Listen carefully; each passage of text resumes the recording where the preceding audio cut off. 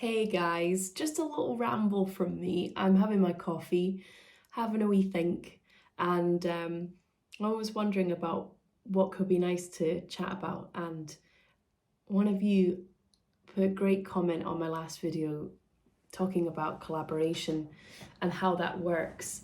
And I was thinking, what an amazing topic that is to think about because there's literally so much in that world, and I've been so lucky to be exposed to a lot of that. I have spent 10 years playing as, well, some people describe it as a session musician. I've heard other people say that's a kind of silly term, but whatever you want to call it, I go in and I add cello lines to other people's music. And it is, I think I might have said in my past video, it really is the greatest joy of my life because you get to go and hear people's incredible music, usually at the kind of final stages. So you're often adding string parts in when the big chunky stuff is done, although sometimes, if you're really lucky, the strings are actually very focal to the sort of core of the sound, which is always amazing when they get that kind of respect to be built into the sound early on. But I'm going off on a tangent. But it really is. It's amazing to cross so many different sort of, I guess different genres. Again, some people have an issue with that as a word because it's so kind of puts everything so it categorizes everything and boxes everything in. And it's much nicer in a way when we can step back from categorization and just be able to see things fully for what they are without their labels. But I appreciate labels are very helpful for human beings. So it's always a balance to be struck. But anyway, oh my gosh, I think I might be the queen of tangents this morning. But yeah, so it really is an amazing thing. And sometimes I go in and add cello as part of a string quartet or a string section. Sometimes I'm going in as a solo cello player and just adding cello by myself. Sometimes I'm doing that in a studio. Sometimes I'm doing that remote recording from home, from here, from this room. And all of those things have got their sort of pros and cons, I guess. And one thing I absolutely love about collaborating with composers in a remote recording way is there's something I find really, really freeing about being alone in a room and just working, just me and the cello. So I'm being informed only by the cello. Sometimes the composer will have given notes, which is super helpful to kind of get into their headspace and understand the world they're in. And my job is to put both feet firmly into that world and deliver something that's within their vision, whilst not inhibiting my own personality. So I think that's something I've kind of come to learn through my experience in classical playing. It's always a balance between providing the sound the composer wanted and how much of yourself and your voice you give in that. And that's a balancing act, and it's different in different situations. But for a long time I was far too much too far one way, where I felt that I couldn't use my own voice. And it's been a really amazing sort of exploration to actually discover what my voice is and to have people say, oh, I really like that, I want that. And that's been very empowering and very exciting to feel that that's something that is wanted in the world and something I shouldn't be shutting off. So when composers deliver those kind of, and I don't mean, it doesn't have to be something prescriptive particularly, it can just be an idea or some flavors, some words, colours, landscape, or sometimes it's actually great as well when people say nothing and it's just the music that they've written that informs you, which can be very exciting as well. So your imagination is tasked with figuring out, it might be that it's a horror script, you can hear the sounds but you don't know exactly what's going on in that scene. Another really exciting and really fun thing I've had the pleasure of doing a couple of times with a great film composer called Scott here in Glasgow, and also with Christian Henson. Both composers have worked with me in this way, where I go to their studio And on one computer screen, we've got all recording stuff, and then on another, we've got the film playback. And so I'm often sitting, in fact, always sitting, and the first time I'm hearing the composer's sounds, seeing the visual at the same time, and I'm recording live.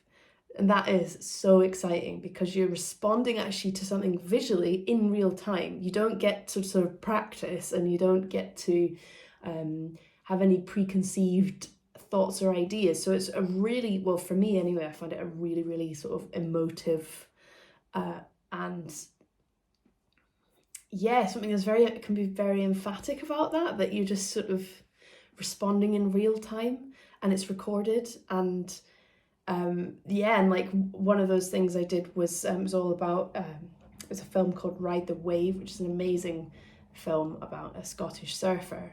And there was this really dramatic scene where they were on a cliff, and the protagonist of the story is trying to figure out if the weather conditions are going to be okay for him to try and take on this massive wave. And it's really dark scoring that Scott's written. And I was like watching it and feeling all that and playing at the same time, and like channeling that all at the same time. And I didn't know what happened. Like, I didn't know if he was going to do it, didn't know if he would survive it. I didn't know any of that. And so I like to think that an element of that comes through. And also for the BBC production Inside Number 9, I worked with Christian like that as well. So I was seeing, like, I mean, it's not PG, so I can't say here what I was looking at, but it was like, it was shocking, and I was having to channel that into the sounds I was playing that were going to top the score, which is a great thing to do if you've composed at home. I mean, it's probably very patronising to say, but I think it's worth emphasising how great it is if you've worked with samples for your score to bring in just one live musician. It can totally transform the sound, and it can just bring things to life, you know, to have like a solo clarinet line on top of something that you've scored. Somehow it doesn't make it sound like there's a live clarinet and some samples. It kind of rounds it all off, I think. So that's a great thing to do if you've got a pal, or you can do a swap, like I don't know, play me a clarinet line and I will cook you a delicious meal, or take you out for dinner or something. If you've got a pal that's willing, or swap trades, like I'll give you clarinet and then you can give me a tutorial on hooking up my electric piano to my Logic session or something, I don't know. But what I'm sort of getting at in a very rambly, long-winded way is the joy of collaboration. There are situations potentially, if you're working with somebody who's not coming from the same intention as you, that can be bad, but I'd say 90% of the time collaboration is a win-win. If you find people to work with who respect what you do and you respect what they do, it is absolutely win-win. And what you can give each other, that sort of really human thing of trading, I think it's brilliant. And in music, it can create such exciting results. And I think I talked about it in my last video, that idea of cross-pollinating.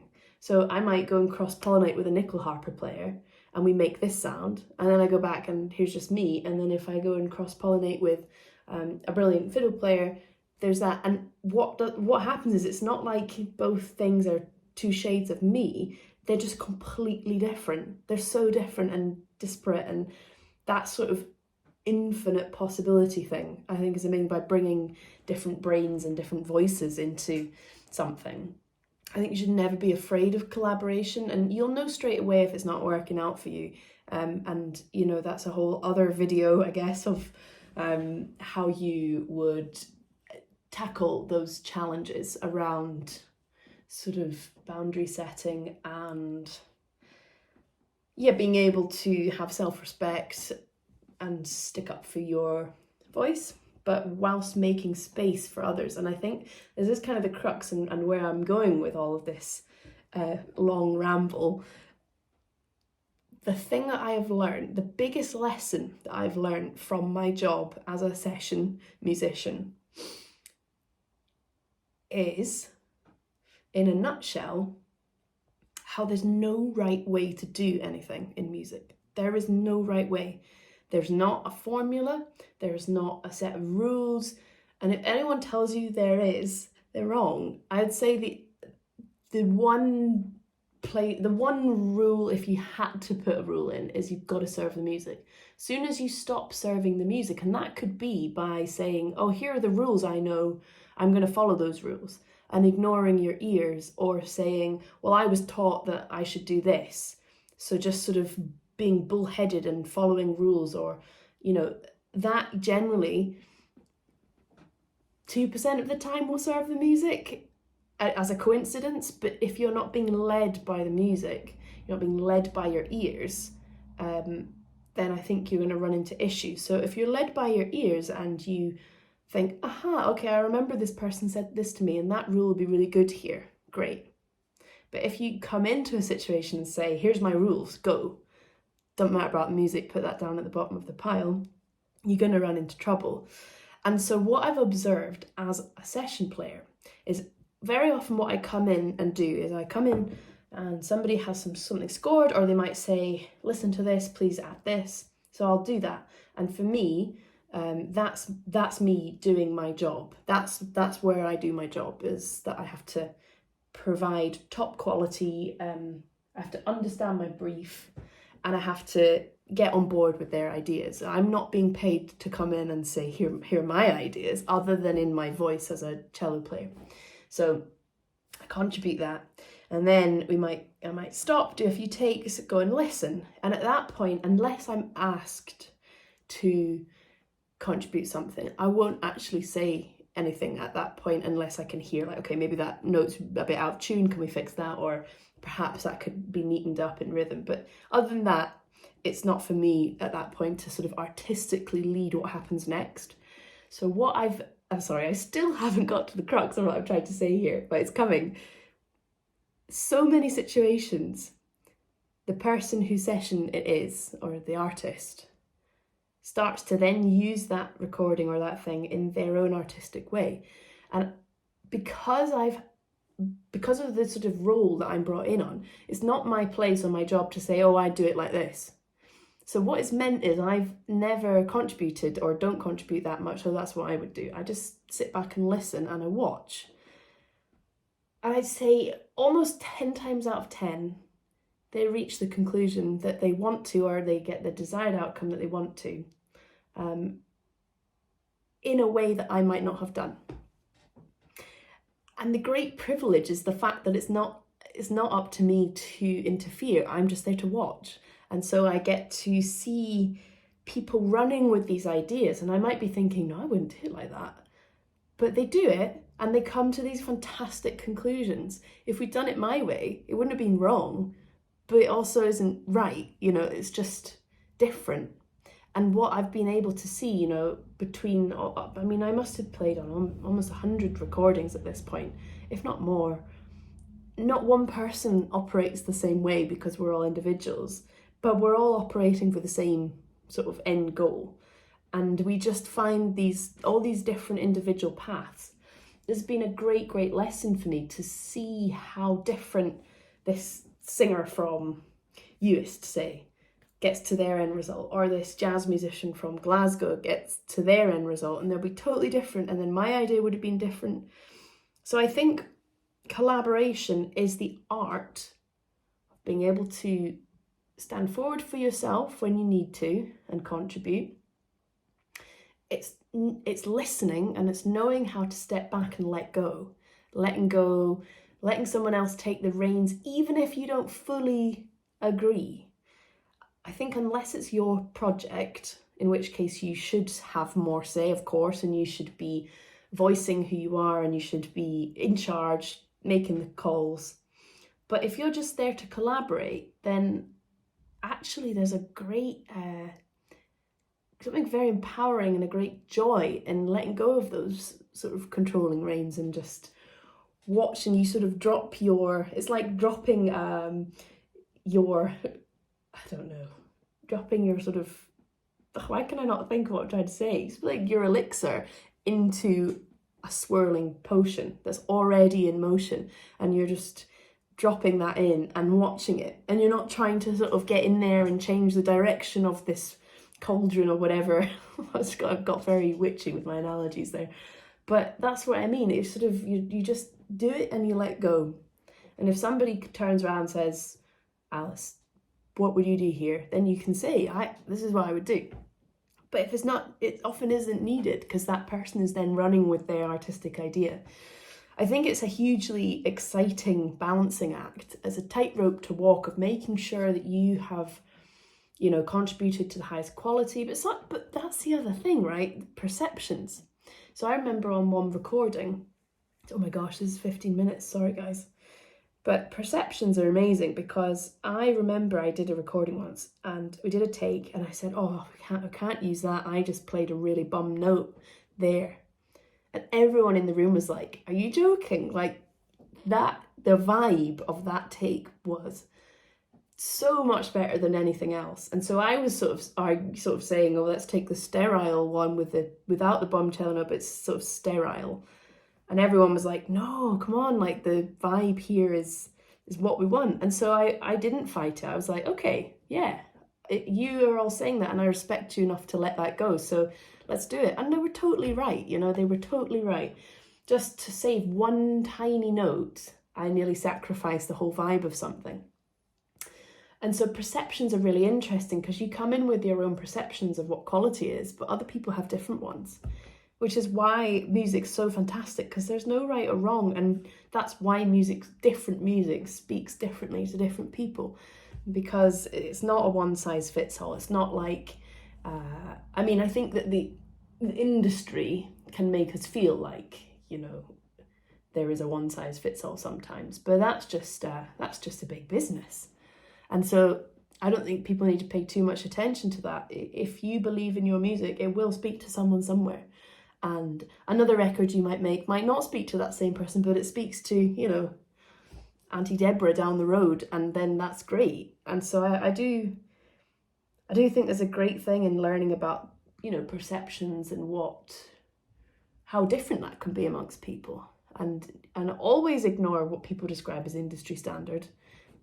I've heard many things that are industry standard that make me feel nothing.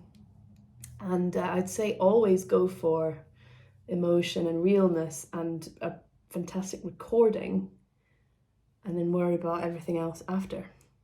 But I hope that is interesting in some way. As I say, I think I have been very lucky to experience that, and so it's really nice to feel I can share some of that with you guys. Hopefully it's sort of useful, and please feel free to ask away any questions or things that you want to talk about. This whole YouTube thing is very new to me, and I just see it as a way to kind of connect with the community of writers, and we're just a small wee bunch at the moment, but if it's useful and you enjoy sort of being a wee fly on the wall of some of the things I do, then that's great. That's what I want to be here for, and to chat about music things. So please do drop a question in the comments below, and follow along if you're interested in these 20-minute rambles. I think that's quite impressively long time, but I'll leave you all to it now and check in with you soon. Bye.